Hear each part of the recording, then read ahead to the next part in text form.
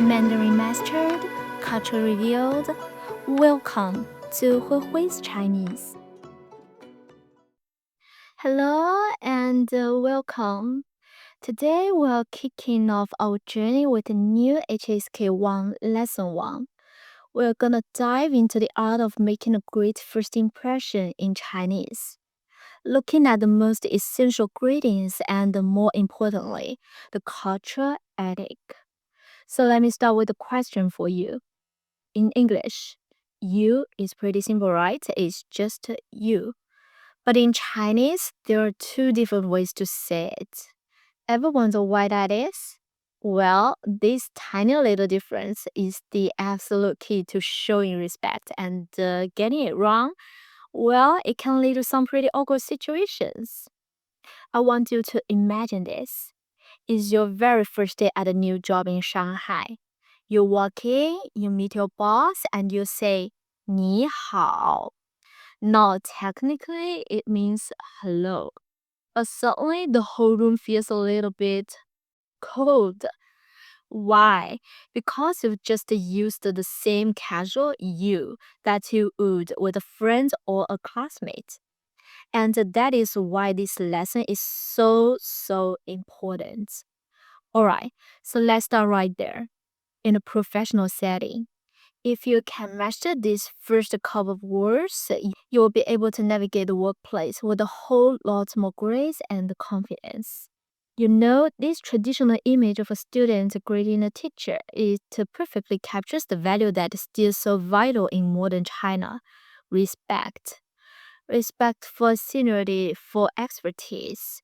So as we go through this, I want you to think of the teacher in this picture as your new boss, maybe a senior colleague or an expert you really look up to. Okay, first off we have 你好,你好.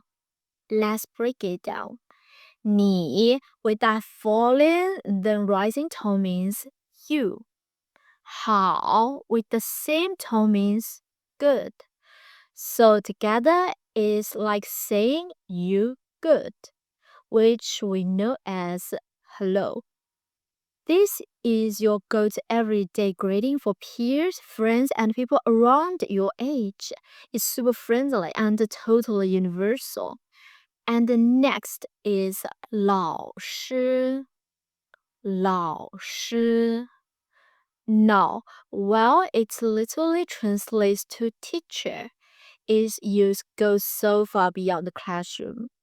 In the professional world, it's actually a sign of respect to call an expert or senior colleague 老师 as a title. So you might say 王老师. It's just a really wonderful way to show your admiration.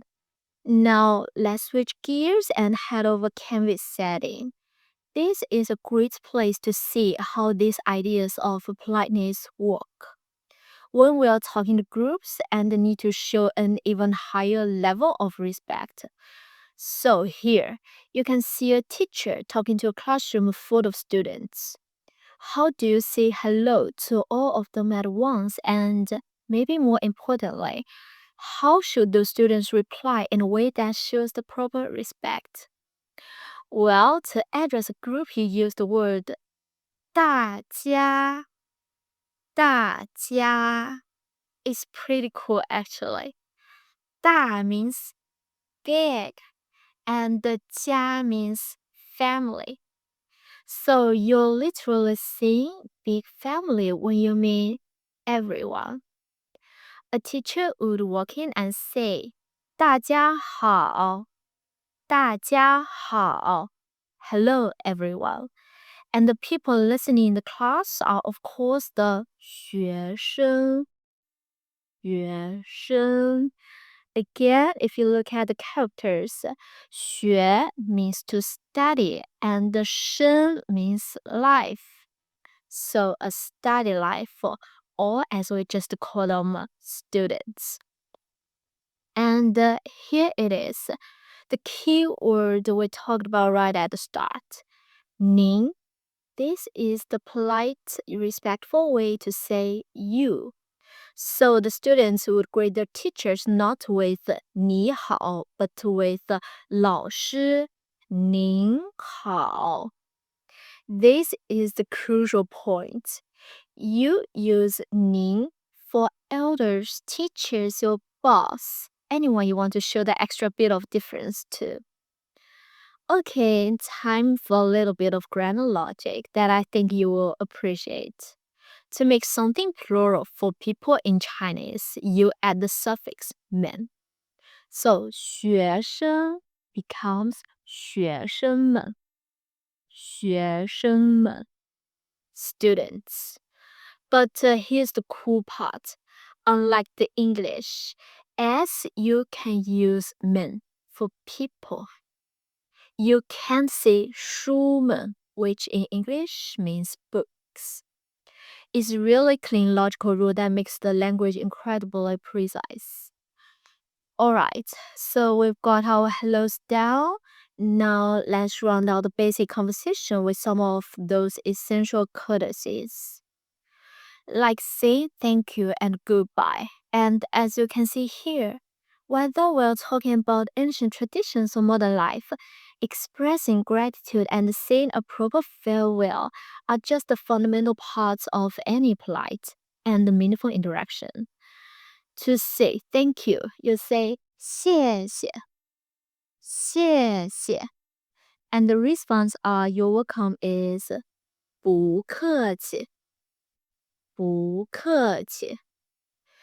This literally means something like don't be a guest or don't be so polite. It feels really warm and welcoming, doesn't it? Now, if you're referring to your peers in school, you call them 同学,同学, which means classmate. And to say goodbye, the word is 再见,再见. 再 means again, and 见 means to see. So what you're really saying is hope to see you again. Okay, now for my favorite part. Let's connect all of this traditional foundation to how etiquette actually works in China today. Because you will see that while the gestures might have changed, the core spirit of respect is exactly the same.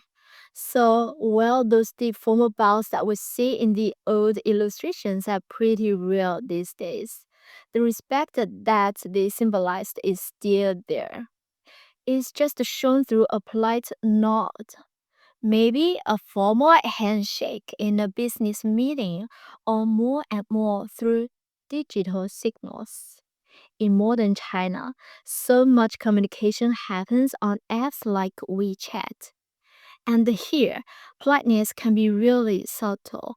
For instance, just reading someone's message and not replying at all can come across as cold or dismissive. Often sending a simple okay emoji or a thumbs up isn't just being casual, it's actually a necessary and polite way of saying, I've seen your message.